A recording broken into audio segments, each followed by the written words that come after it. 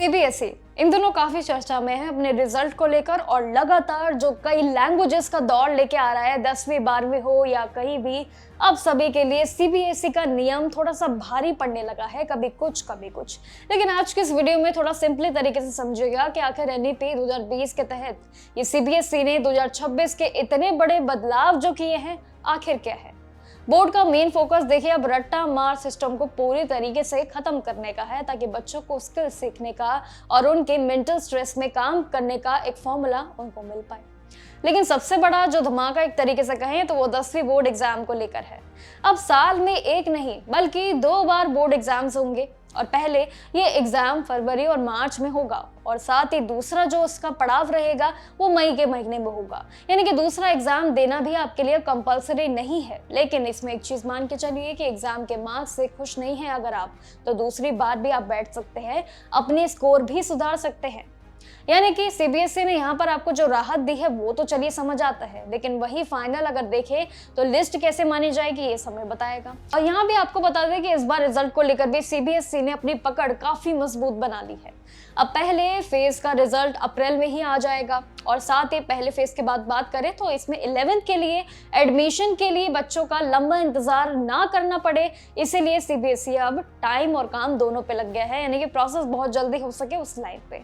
एक और मॉडर्न बदलाव इस बार सीबीएसई द्वारा हुआ है जो कि 12वीं की कक्षा में हुआ है, कॉपी चेकिंग को लेकर। देखिए डिजिटल यानी कि ऑन स्क्रीन होंगी, गलतियों की अब गुंजाइश ही नहीं होंगी और ये सारी चीजें जो अब शुरू हो चुकी है लगातार 10वीं और 12वीं उम्मीदवारों के लिए इसी साल से अब यही आगे भी कंटिन्यू रहने वाली। उससे आगे और भी बताऊंगी और क्या नई चेंजेस है बच्चों के लिए जो उनको समझना जरूरी है, चाहे वो 3rd लैंग्वेज का फॉर्मूला हो या 6ठी क्लास के लिए फॉर्मूला हो। देखिए बच्चों को दिमाग का ख्याल रखने के लिए अब इस बार सीबीएसई ने ठान ली है, सिलेबस और सब्जेक्ट्स में भी काफी नए रूल्स इस बार ऐड ऑन होने जा रहे हैं।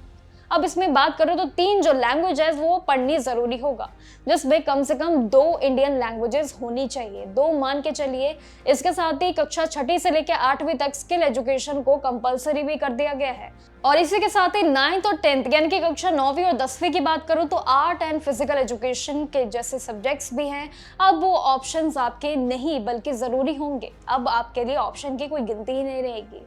सिलेबस में आर्टिफिशियल इंटेलिजेंस यानी एआई का भी बहुत बड़ा रोल रहेगा और साथ ही इसमें थिंकिंग को लेकर भी एक जगह अलग से बनाई गई है बच्चों की।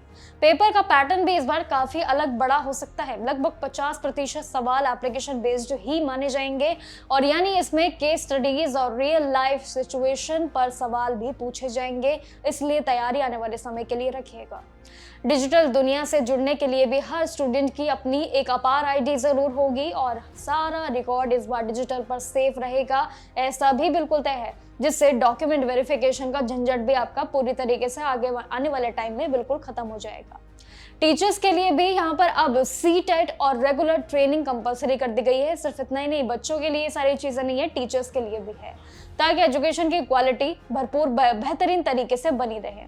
देखिए अब सिंपल है कि अब सिर्फ पढ़ने के बजाय चीजों को समझना यहाँ पर जरूरी है, चाहे वो टीचर हो या बच्चा हो। नई टेक्नोलॉजी से जुड़ने का अब वक्त आ चुका है। वो पहले समय था कि आने वाला समय जो है वो पूरा डिजिटल रहेगा, टेक्नोलॉजी से एआई भरपूर रहेगा, अब वो समय शुरू हो चुका है। बाकी जानकारियों के लिए जुड़े रहिएगा, अपने समय को गवाइए मत और साथ ही अपनी तैयारियों में जुट जाइए और साथ ही ऑल द बेस्ट आप सभी के एग्जामिनेशन के लिए और आने वाले समय के लिए, जिस तरीके से आपकी तैयारियां शुरू होने वाली है या हो गई है। बाकी जानकारियों के लिए जुड़े रहिएगा मेरे साथ और देखते रहिएगा जागरण जोश। नमस्कार।